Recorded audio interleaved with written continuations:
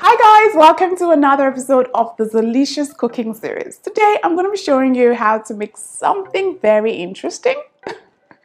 I'm going to be showing you 2 ways to make pizza using the stove method and the oven method. Are you interested in learning how this is made? Alright, let's go right into the cooking action. But hold up. If you haven't subscribed to the channel yet, what are you waiting for? Hit the subscribe button and the bell just right beside you so you can get instantly notified whenever I upload a new video. And of course, please like this video if you like what you see after watching it, because I always love to see your likes.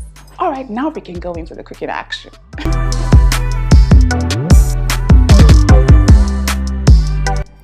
To make the pizza dough, add the all-purpose flour into a mixing bowl, followed by the instant yeast, some granulated white sugar, and some salt. Give it a good stir to combine.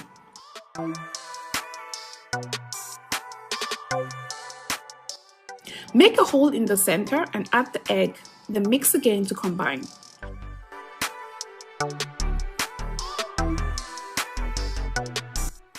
Next up, add the warm milk and mix again. The full recipe details will be in the description box down below, so be sure to check it out, okay?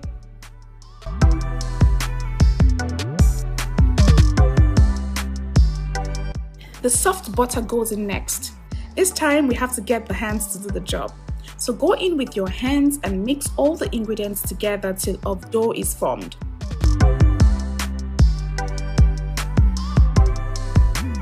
When a dough is formed, transfer to a flat surface and begin kneading for at least 10 to 12 minutes.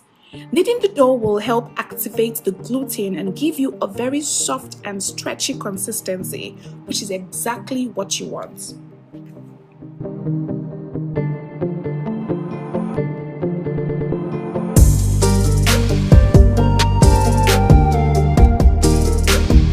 I cannot overemphasize the importance of this part, guys. It has to be done right. It will require some muscle power, but it will be worth it in the end. Alternatively, you can use a stand mixer with the kneading iron if you have one at home, but ensure you knead for at least 10 to 12 minutes to achieve the right consistency for the dough.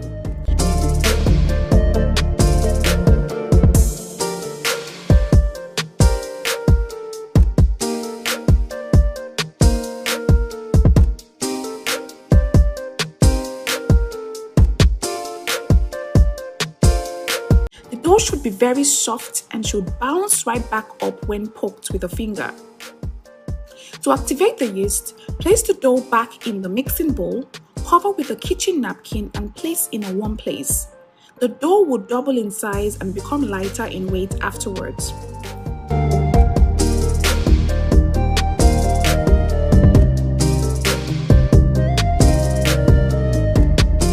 While it is rising, go ahead and prep the pizza toppings.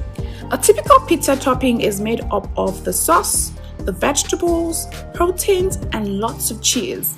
You can use a store-bought pizza sauce or any tomato-based sauce, or you can just make your own pizza sauce at home. My homemade pizza sauce is very easy to make and is one sure way to pack lots of vegetables into your meal.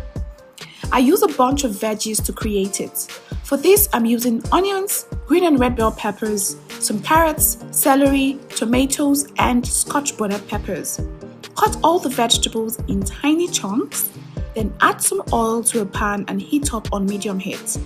Next, add the onions and saute for a few seconds, then add the carrots and celery. Saute for another minute before adding the green and red bell peppers and the tomatoes. Season with some thyme, some curry powder, seasoning cubes, and salt. Stir to combine. Then add 1 cup of water, cover the pot and leave to simmer for 5 minutes. After about 5 minutes, the vegetables should have softened up. Transfer to a blender and blend till completely pureed.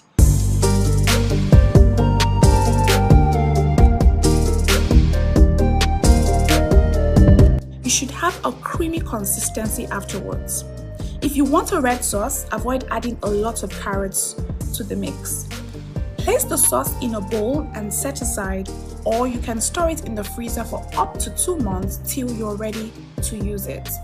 I always like to make this in a large batch so that I don't have to keep remaking each time I want to make a pizza. For the proteins, I'm using chicken breasts, some sausage and bacon pieces. You can use whatever proteins you have available. Season the chicken with some salt and pepper and transfer to an oiled pan on high heat. Pan-sear on one side for 3 to 4 minutes or until brown, and then flip to the other side to pan-sear for another 3 minutes. Pan-sear all sides of the bacon and sausage pieces as well.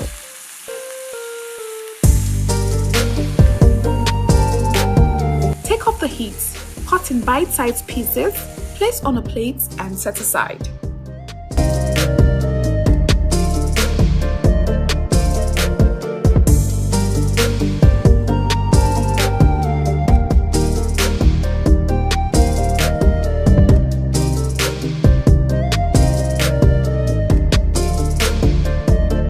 Proceed to grate the cheese with a box grater. Mozzarella cheese is usually the cheese option for making a pizza because of its very stretchy consistency. After grating, set on a plate and set aside.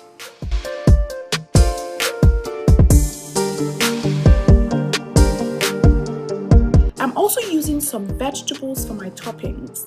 Cut the vegetables into strips and set aside.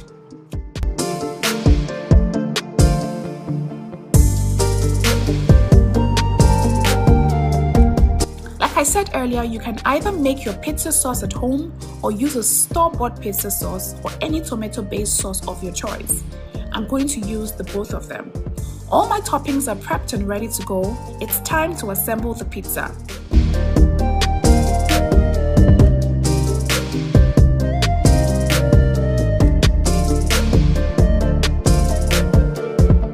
At this time, the dough should have doubled in size. Remove it from the mixing bowl and place on a flat surface.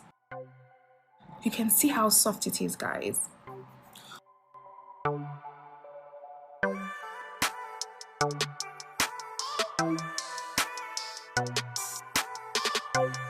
Cut in 4 equal halves and work with one at a time.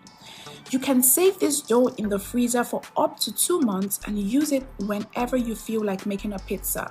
When you want to use it, just take it out of the freezer, place it on the countertop and allow it to thaw, and then you can proceed to using it.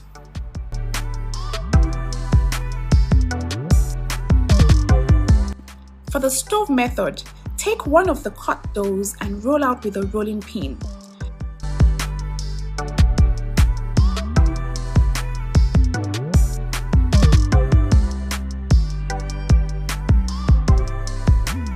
Ensure you trim the edges to make it look pretty, okay? Then place a pan on low heat and generously coat it with some vegetable oil.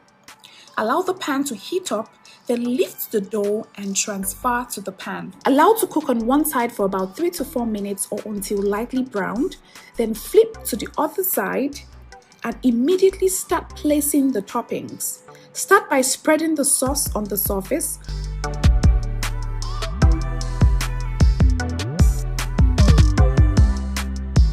Followed by the cheese, the chopped chicken, sausage and bacon pieces, the bell peppers, and finally, more cheese.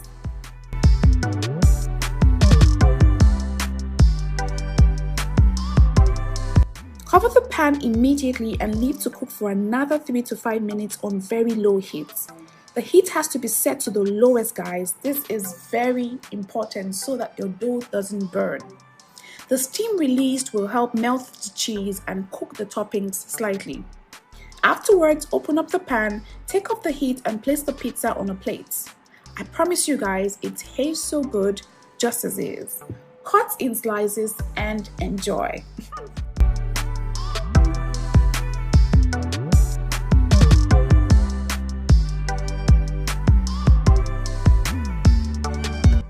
If you prefer to go with the oven method, all you have to do is roll out another dough, grease a pizza tray with oil or cooking spray. If you don't have a pizza tray, you can use any oven-safe tray. Lay the dough on the tray and ensure it is perfectly aligned. Then coat the top with some pizza sauce, followed by the shredded cheese, chicken, sausage and bacon pieces, some more pizza sauce, the bell pepper strips, and finally loads and loads and loads of cheese. Be very generous with the cheese, guys.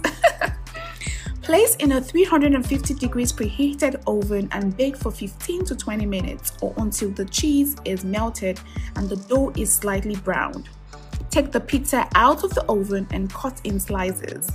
At this point, you will feel so good after a job well done.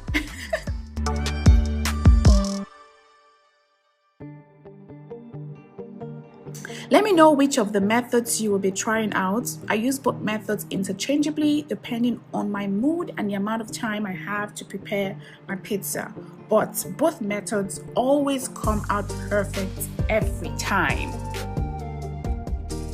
So you guys, I know that the procedure or the process in making this pizza is a lot, but I tell you, it's very worth it. I think the only thing that's so tedious about it is the waiting time for when you have to wait for the yeast to rise. And in that time, you can go ahead, of course, and be making the pizza sauce or the proteins and then cutting the toppings that you'll be needing for the pizza. Or you can just do the shorthand method.